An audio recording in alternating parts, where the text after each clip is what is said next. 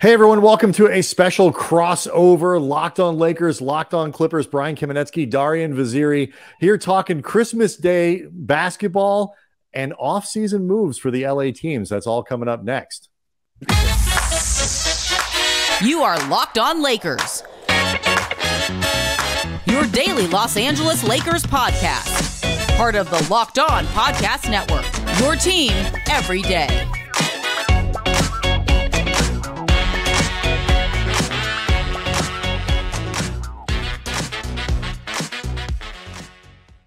Thanks to everybody for making Locked On Lakers or Locked On Clippers your first listen of every day. And I presume if one is the one, then Darian, the other one is the other one. That's how it works. And then when it's all over, you go and you download the latest DimeDropper pod with Darian Vaziri, and now you are potted out for the next, however many hours of your day. Brian Kamenetsky, Darian Vaziri, really excited to connect back up with you. It's been a little too long. How you been? I'm really good. How about yourself? I'm good. My children are, my wife is trying to get my daughter into the bath. It is bedlam upstairs, but it is, I think it's, we got a lot I want to talk to you about because it's been a weird off season. And we'll get to this in a little bit, but it's been kind of an unusual off season. Lakers have gotten a ton of attention for, Rob Pelinka's. People are talking GM of the year and all kinds of praise and this and that. And even Lakers fans are excited about him again. Very little noise at all from the Clippers, who I want to talk to you. Are they kind of just being completely forgotten in the Western Conference this year, given the track record of the last couple? But first, how seriously do you personally take Christmas Day scheduling in the NBA, Darian? When you say seriously, do you mean like the importance of the game or who the NBA thinks is going to be great type of thing? Well, all of it, because, first, I mean, as a fan, there's sort of the fans' perspective of, what are we watching? Are we getting some good games and all that kind of stuff? So there's that. But then it becomes a referendum a little bit, like you say, on who people think are going to be good. And then as a fan, if you're not one of those teams, there is the potential to be insulted. And so I ask this because late in the afternoon on Thursday, Shams Charania at The Athletic and Stadium put out his sources for the Christmas Day schedule. It is Bucks versus Heat, Bucks versus Knicks, Sixers at Heat, Lakers at Celtics. Celtics at Lakers. I'm having trouble reading today. Mavs at Suns, Warriors at Nuggets. Those are all really, really good games. But it doesn't include the Clippers. Are you at all surprised? I shouldn't be. I was more surprised that we didn't get the Christmas game last year because we knew that Kawhi Leonard was going to come back. And you can make a great case for the Clippers to be one of those teams that get it this year. I mean, Russell Westbrook, Kawhi, Paul George, people are going to talk about us. No matter what they want to say preseason about our expectations, to potentially be in the title hunt or whatever. Obviously, they were a lot louder last season because, Kawhi was just coming back and we thought we had the best roster. A lot of people thought we had the best roster. I even remember coming on here and talking to you guys on opening night, and you guys were super high on our roster too. So it obviously blew up in our face a little bit. So many injuries, but some guys regressing. This season, I think my honest opinion is that the NBA didn't put us on Christmas because they don't know who's going to be playing for the Clippers if they play on Christmas. And I think there's a lot of teams you can say that about, but even let's say AD or LeBron doesn't play for the Lakers, it's still the Lakers. You guys were getting 30+ nationally televised games when Lonzo was the best player or the most exciting player. So that's a little different. And then as far as Phoenix and Dallas are concerned, there's definitely some history there. And now, especially with Kyrie Irving and Kevin Durant being on separate sides, I think that it's not I have no problem with what the NBA did. As far as the insulted thing, I mean, I want to say a little bit, but I want to see the players get insulted and perform on that. It doesn't matter it doesn't really matter what I think. Yeah, that's a really good point. I wonder how, look, I think if you knew that both of those teams were going to play, as a player on the teams, you just want it to be against each other, like Lakers versus Clippers. So nobody has to travel on Christmas. But aside from that, I wonder how much they look at that and either have the same kind of reaction, like, okay, look, it's a couple of years of injuries, or I suspect when you hear guys like that talk, somebody like Paul George would probably take that as a slight. I just wonder what that does for them going to this. But let's talk about the games themselves. Like you mentioned the Mavs. I mean, that's the league trying to pump up Luka. Sixers, Heat, Bucks, Knicks, that's what you get, for the Eastern Conference teams. And then Celtics, Lakers, I don't think I have to explain. The Lakers are getting an opening night game against Denver too. So you said the Nets? The Nets got on Christmas? No. Knicks. Bucks, okay, Knicks, I was about Bucks, to say. Knicks. I got to be more articulate. Bucks, Knicks. No, that's my fault. And no, it's not. No, I should speak more clearly. So I thought the schedule, they got it right, but it was an interesting day to have you on and do this together because I wondered what the percent when the Lakers are bad, they got to be really bad not to play on Christmas. It happened, a little bit in the completely dead era, but other than if they even have a whiff of competence, they're going to be playing on Christmas, like you say, because they're the Lakers. The difference is this year, I feel like they actually have, like where do you put the Lakers? We'll just do the Lakers Clippers thing now. Where do you put the Clippers, like in this mix of the Western Conference? Because I have no idea what to do with them based on this offseason, re-signing Westbrook, stuff like that. The Clippers, I think, are going to be the hardest team for people that are making predictions in the West to place because you really just don't know what you're getting as far as health. I guess you could say a similar thing about the Lakers, but I think after seeing them go to the conference finals, I think people may have a little bit more of a belief in them staying healthy than the Clippers. So right now, I'd say the Denver Nuggets are for sure, to me, the team to beat. Like, there's no doubt about that for me.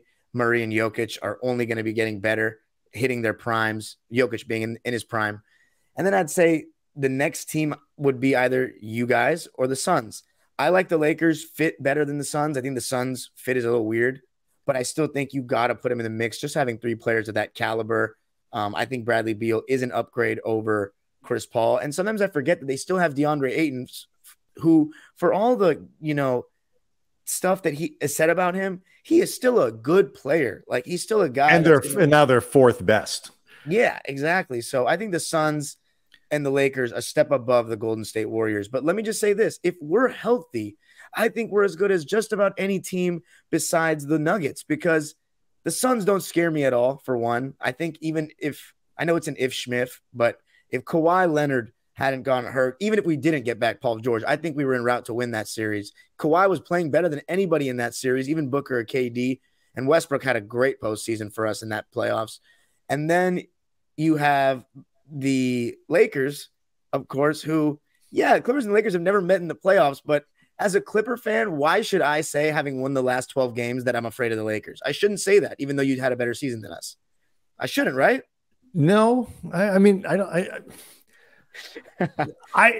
Lakers Clippers thing is a hard one too, because the Lakers have struggled so much against them. I feel like they are better suited now with more wing depth and real players who can guard, between Vanderbilt and now they're Taurean Prince and Max Christie's kind of ascending. And all they used to be the Clippers would have this, massive advantage because the Lakers just have the personnel to really play defense against them. I can't figure. There's an Earth 9 scenario. I had a similar conversation with Nick Angstad, host of Locked On Mavs, yesterday. There's a sort of an Earth 9 aspect to like the Clippers, where they're all players the Lakers went after.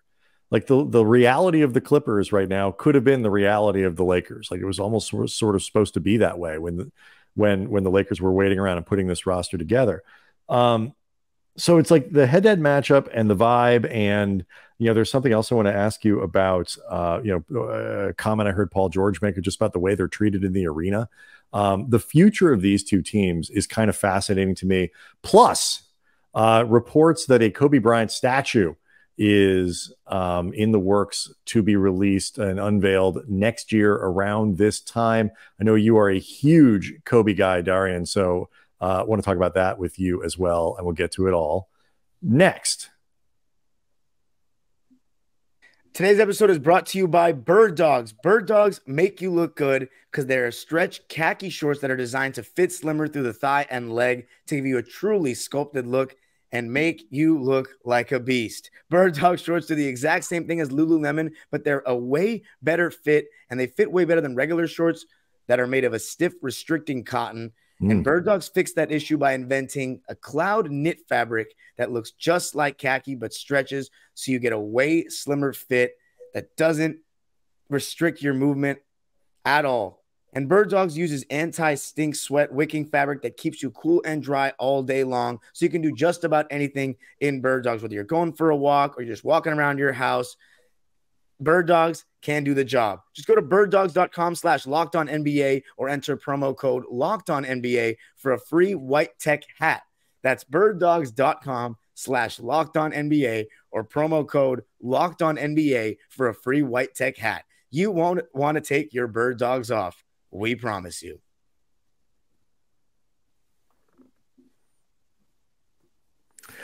So we'll get to this Kobe thing in the statue reports here in a second.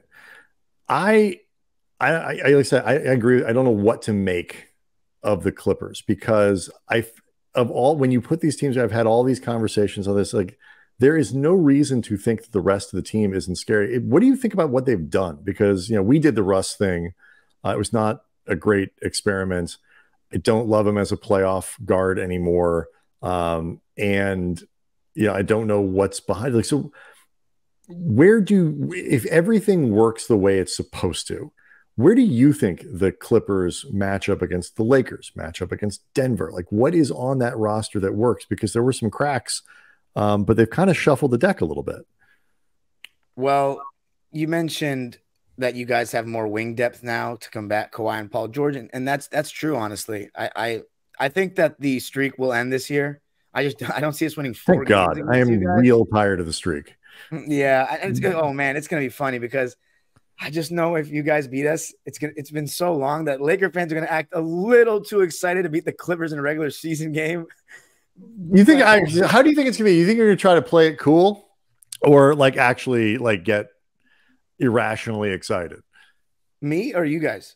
No, the Lakers fans. Like I don't know. I think it's like there is something to be said for not looking like you're that concerning or that you care that much that you just beat the Clippers. Yeah, exactly. From our side of things, right? And just because I'm only speaking from the viewpoint of you guys are the Lakers, 17 rings, and we're the little brother type of thing. But as far as the Clippers go, I think. Look, the whole Laker Clipper thing, like, I don't think I don't know if we're going to meet in the playoffs. Everyone says that every year. Oh, I want to see this series in the Staples Center, Lakers and Clippers. I'm like, I've been hearing that since 2006. Like, I just don't know if it's going to happen. And I don't, for us, it's not a great series. Like, it's not going to be like true home playoff games for the Clippers, like normal. So I'm not and the ticket prices, like, they don't even get me started on that conversation. So as of now, I'm not worried about the Lakers because I don't think we're going to play them in the playoffs. But if that matchup is a potential thing, I'm guessing that we will be tapping in at some point in the future. But the Denver Nuggets, we have a terrible matchup against them. Terrible. But I will say this. One thing that made our matchup with them better was Westbrook, because he can really challenge Jokic at the rim. The thing about the Clippers is their biggest weakness is we could not get to the basket enough. And Jokic is not a great rim protector. He's not a bad defender like everyone says. I think everyone found that out watching the playoffs and the finals. But he's still not some crazy rim deterrent. Anthony Edwards averaged 31 points in that series. Westbrook gives the Clippers the ability to have someone that can kind of get downhill and also someone that can challenge Jamal Murray a bit, just position for position. We got killed in terms of guard play against Denver all the time.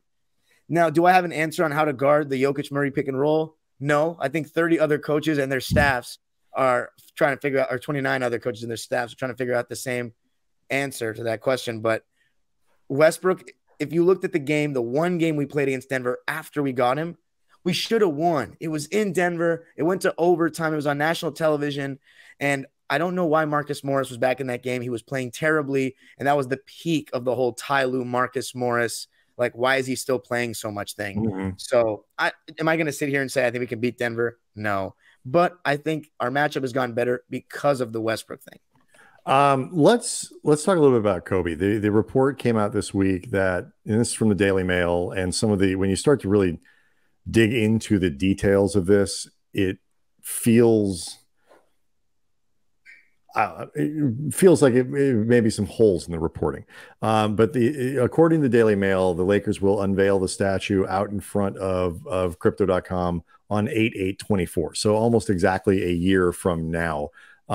It would feature not just Kobe, but also Gigi, and all that. But they also haven't apparently picked an artist. They also may not have actually figured out what the renderings would look like. And it is, according to the report, in very early days. I don't know exactly how one goes about making a giant statue, but it feels to me like if you got to pick the artist, put it together, pick the artist, decide on a design, and actually make the thing, a year feels ambitious. But the thing that I wanted to ask you about, because you are almost, and this hurts, half my age. I covered Kobe, came into the league, it was sort of started doing stuff. He was, early. This was sort of, I started doing stuff around the league in, the early 2000s, sort of mid 2000s, first season covering the team. Later, it's almost as we get to the Pau Kobe era. You grew up at a different time. You got a different Kobe. So when people your age, how do you look at Kobe? How do you see, sort of this post-career legacy? What do you think of when you get this, the news of the statues and stuff like that? Well, what was your first year covering Kobe? I'm curious. Oh, geez, I got to look it back up. I think it was 08, but I gotta double check. So Pat was on the team already? 08, 07. Yeah, it might've been the year they acquired him. Okay, so that was 08. Yeah. I was doing stuff around the team before that, and then covering it for the Times. It was somewhere in there. Yeah. So I just turned 25. So my actual intro to really watching basketball, like really watching it, was when I was 7 years old, 05-06 season. Anybody that's well-versed in Laker history knows what that season was. A season in which, to this day, I stand on it strong. Kobe's MVP is sitting at Nash's house. And I'm a little kid, and I didn't even like the Lakers. I just became a Clipper fan because, and if you're wondering why am I a Clipper fan that was born and raised in LA, that's why. Because that team outside of Kobe wasn't that interesting. It was Smush Parker, Kwame Brown. We had Sean Livingston coming off the bench. Like, the Clipper team that season was good. Sam Cassell, Cuttino Mobley, like these guys were players. That was before. This is after Knuckleheads, but you're right. Yeah. This is Elton Brand. Like, team that the Lakers almost played in the second round, but Kobe in 06, like, it's very hard to describe to somebody who wasn't here every night watching it. Like, unless you really watched every one of his games on League Pass. I remember coming to my grandma's house in the fourth quarter in a January night, or it was late December, and Kobe had checked out of the game against Dallas, and he had more points than their whole team, 62 in 3 quarters against the team that went to the championship. Way more impressive to me than 81. Still to this day is more impressive to me than 81. And then a couple weeks later, I watched the 81-point game live, and I'll never forget where I was. I was 7 years old, and I watched it at my aunt's house that was living in LA at the time. That was the night I found out who Wilt was as well, because naturally, when you break records, Wilt's name will come up. So exactly. Kobe, just seeing that season, averaging 35 points a game, I mean, it was just something else. And then to live in LA and go to school during the time that Kobe's in his prime, winning championships. I mean, you could not say a bad word about this guy. Like, he had this godlike worship over every single Laker fan, which is literally 90% of kids. Growing up, I was obviously in a huge minority.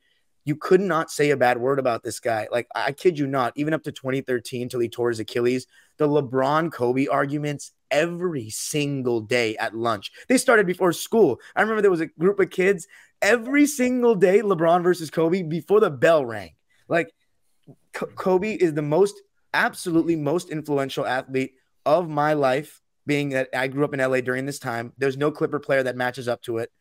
At the end of the day, I am a Clipper fan, but I'm also an LA native, and there's nobody like I was in college at the time of the tragic news, and God, I mean, people didn't understand because I was a Clipper fan why it broke me so bad. But you grow up and Kobe's name came up every day at school, every single day. So it's still very surreal. And my appreciation has only grown for him as the game has changed. And, people will say, oh, Kobe, when Kobe played, he did this and that. And I've realized as I've gotten older, the faster I stop comparing people to Kobe Bryant is, when you'll get less mad at things now. Let's stick on this because the experience of, you talk about like the LeBron Kobe thing. Andy and I, when we were doing radio work, especially was right when, was when LeBron came, we were doing shows, as that news was breaking, literally.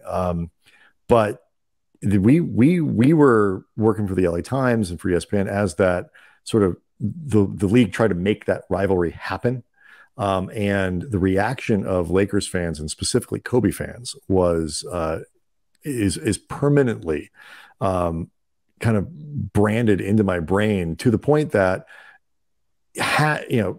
context obviously changed things, but I was very interested in the overall acceptance LeBron would ever have in this city because of it. So I got more questions about Kobe for you because I don't get a chance to talk to people who saw him at your age, and I think it's just a profoundly different experience that I want to get into a little more. I do want to remind people that today's episode is brought to you by Bird Dogs. Go to birddogs.com/LockedOnNBA or enter the promo code LockedOnNBA for a free white tech hat. I believe it looks like this. With any purchase, you won't want to take your bird dogs off. We promise you. You still should and wash them sometimes, but you won't want to. All right, more Kobe next.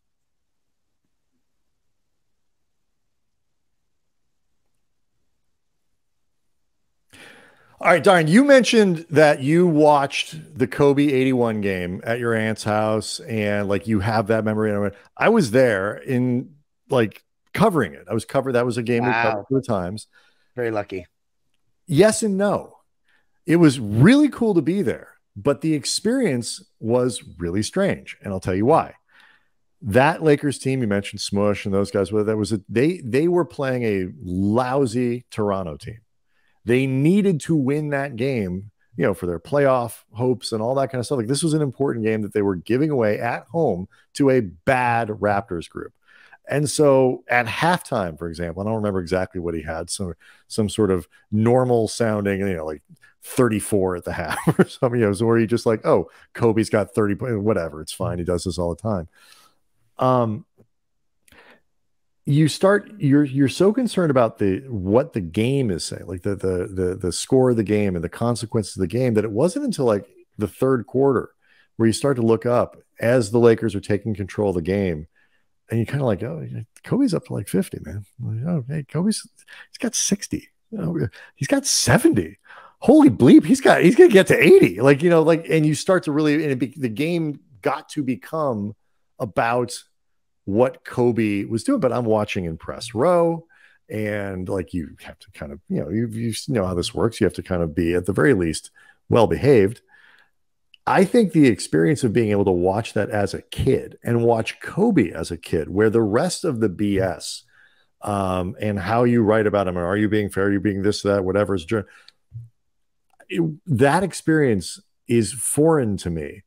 And I think would be so cool because as a kid, you just love the player who does awesome stuff, is a killer, the guy you want to emulate on the court and all that. That is something that I never had a chance to do. I think it's really cool.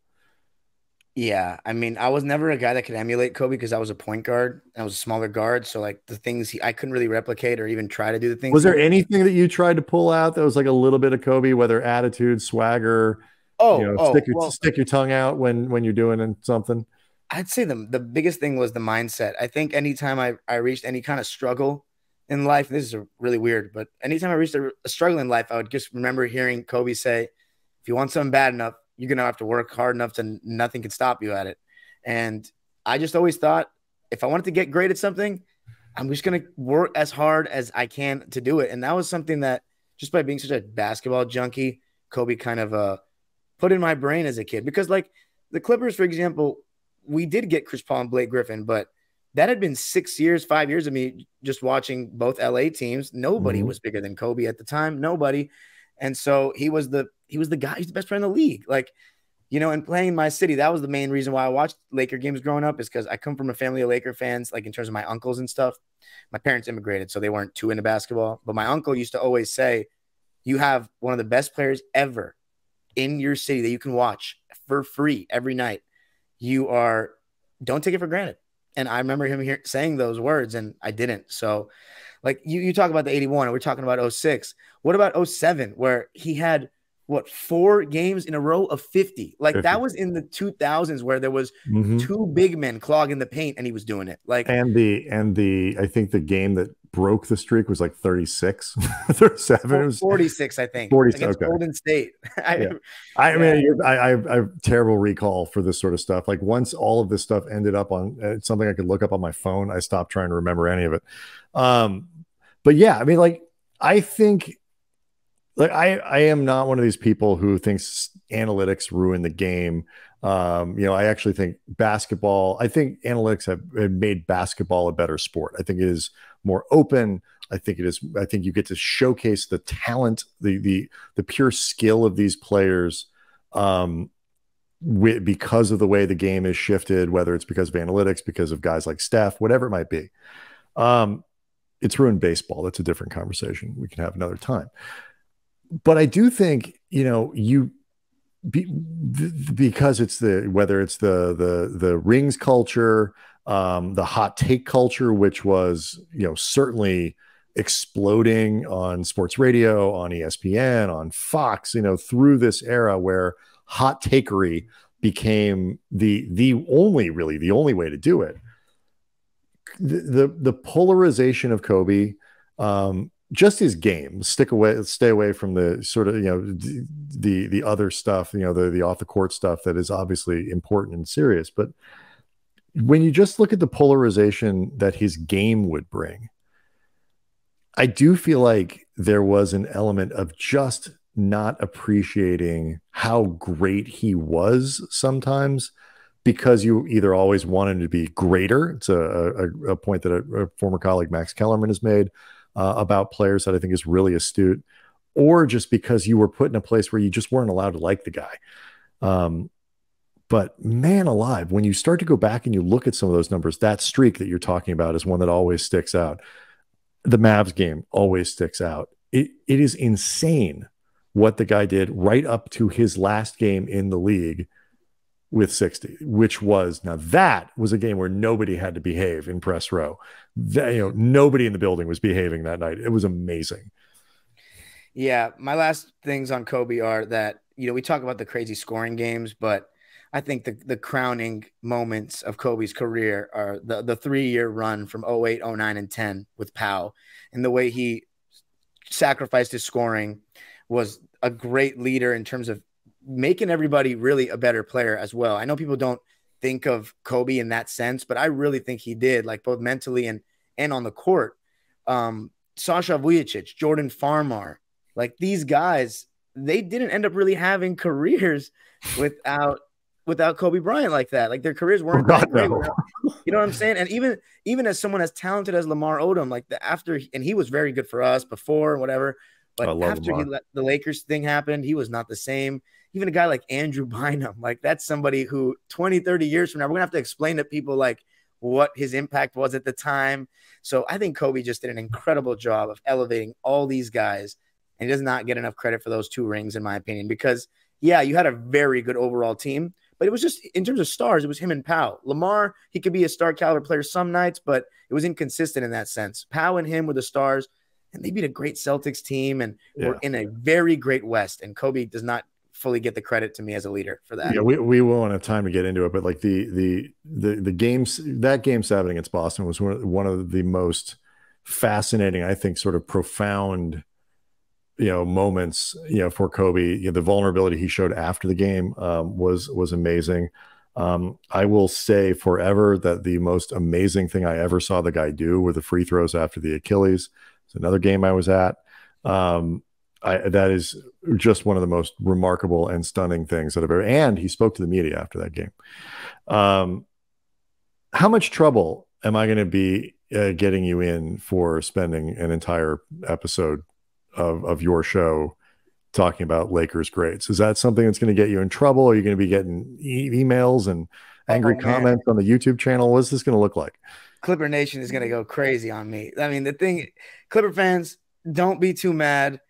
I'll have episodes for you guys coming up this weekend if you got disappointed. But like, I don't know. I can talk about. It was kind of a jerk move on my part to even bring this up, because I knew I was reeling you into a trap because I knew you're a Kobe guy, and I mean, at the end of the day, I'm an LA guy. Like for the most part, like if you paid your dues in this city, even as a Laker, I'm gonna show a lot of respect. And I'm big into basketball history, and you can't really tell that without Laker history. Which again, Clipper fans not gonna like that comment, but it's true. So yeah, I always love talking about Kobe and sharing my experiences, because Kobe and LeBron, there's no two players that I was, got to know better in that way. It is amazing. Like the two guys that have sort of bookending my work in this space are Kobe Bryant and LeBron James. It's really, really hard. If you are a person who gets to cover sports in this city, the Dodgers are good every year. We got soccer teams winning titles. Like, it's a good place to be. So I highly recommend it. Locked on Lakers, Locked on Clippers on YouTube, where you can go to hang out, leave comments, leave questions, leave angry messages for Darian, but really leave them for me, because it's my fault. It's not his. Don't blame him. Blame me. I got one little quick thing. One shout out. I got to give a shout out to my boy, Mr. Nagdy and Big Shot B, your listeners, who I coached in basketball, and they knew about me because of this podcast. So if they're listening to this, shout out to you guys. All the best. Nice. All right. We will see everybody next week. Have a great weekend.